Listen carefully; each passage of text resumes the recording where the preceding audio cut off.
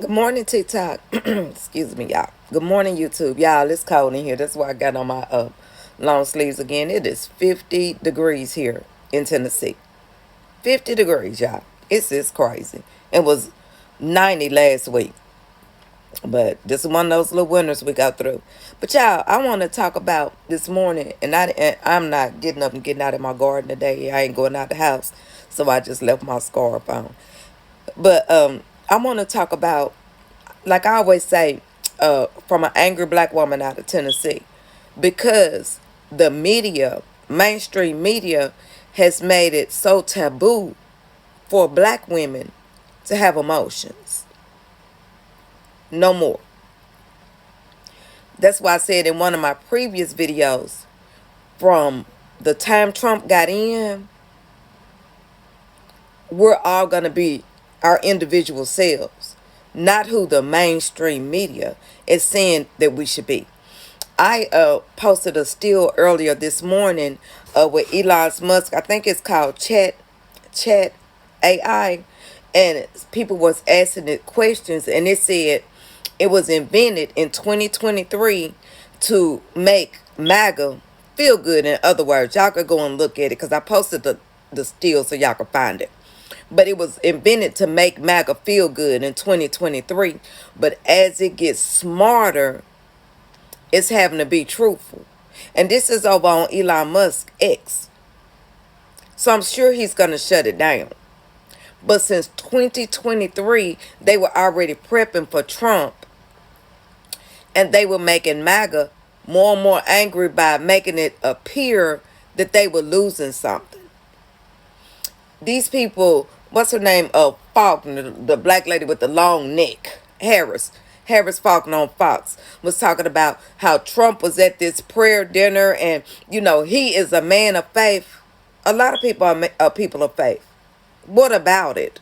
Does that put you in some kind of special category? I'm a person of faith. And what? So what? Faith is individual. So what I don't want is Trump and his ilk putting their so-called Christian beliefs off on my grandkids. Because the God he serves is not the God I serve. Because the God I serve is a God of love. His is a God of vengeance. So keep that for your mama. Then they were talking about, I just happened upon a clip yesterday with Morgan Freeman and Chris Wallace. So that was old. But they looked old in the clip. And Morgan said that he didn't believe in Black History Month because when is White History Month? White history is every day of the week in America because that's how they've skewed it to be.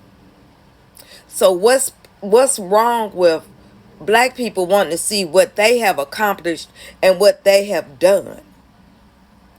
Especially when you didn't have mainstream media to show it. If it wasn't platforms like TikTok, YouTube, and other platforms, everything would still be just going word of mouth. Now you could get it out to a lot of people at one time. Like, for instance, did you all know that the Moors was a black tribe that ruled for hundreds and thousands of years? But they also was in America way before Christopher Columbus and the Spanish ever came. They were here in America. That's why they found so many of their tools. Because they were trading with Native Americans. The West Coast and East Coast of Africa had been trading 1,000 years before Columbus ever came. And I always wondered during history, where did the freedmen come from? They would teach slavery. And then I never will forget, I was in the first grade, and this little white girl, Cindy, she said, her mom said, just a few years ago, we would have all been slaves. And she was my friend, but after that, she was no longer my friend. I even knew then that she didn't have my best interests at heart. And so, but I often wondered, well, where did the freedmen come from? Well, the freedmen came from the people that had traded with the Indians. They were already living here in America. All black people didn't come here as slaves. But that's not what history teaches. And now that they were trying to correct that, there's some of the things that Donald J. Trump was trying to erase back. He doesn't want real history to be taught. I was watching the thing with Jasmine Crockett and Bill Maher. Bill Maher used to always be so-called a champion for the black people until black people started speaking for themselves. Oh, my nose running out. Once black people started speaking for themselves, we were loud, especially women, because you know he would date black women. We were loud. We were obnoxious, and that's what I'm saying. With Trump getting in, to me, that was nothing but God showing America the way we're going. It's not going to be able to last. Y'all, I got to get some tissue. Give me just a second. But it's not going to be able to last. And that's one thing that China said that was correct. They were peasants, they were farmers, and they were proud to be peasants and farmers. They were always proud. Now it's it's almost like it's a sin if you're a peasant or a farmer. You know, you're less than.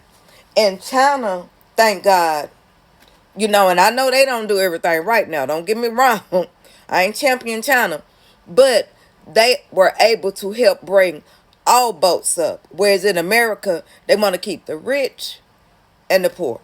No in between. No in between.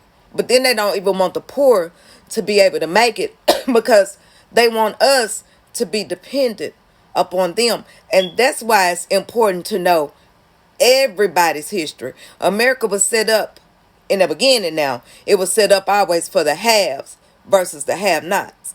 But somewhere along the line in this experiment, they wanted everybody to be able to see their individuality. When people say I'm colorblind, I don't see black or white. Why? It's nothing wrong with seeing my black skin. It's nothing wrong with me seeing your white skin. What happens is, how do we treat one another? Donald Trump is showing us and his ilk, Stephen Miller and all of them, that we still haven't learned how to treat one another. But that's just a little bit that was on my mind this early Sunday morning, y'all. From an angry black woman out of Tennessee, we got this. The have-nots will defeat the haves. Don't worry about staying woke. You should have already been woke. Welcome to the Poor People's Revolution. Happy Sunday, y'all.